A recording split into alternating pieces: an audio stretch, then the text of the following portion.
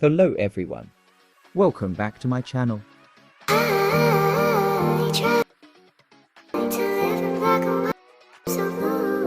Let us start.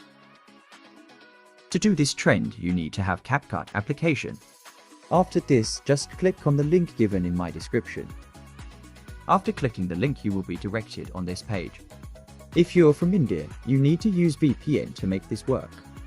Now click on Use Template in Capcut.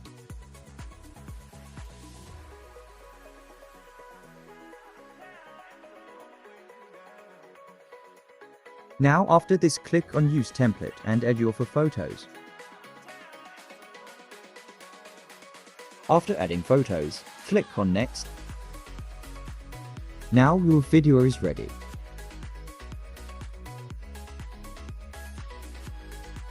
Now click on Export. Click on Export without watermark. Now you're ready to share. Thanks for watching. Subscribe my channel and press the bell icon for all latest updates.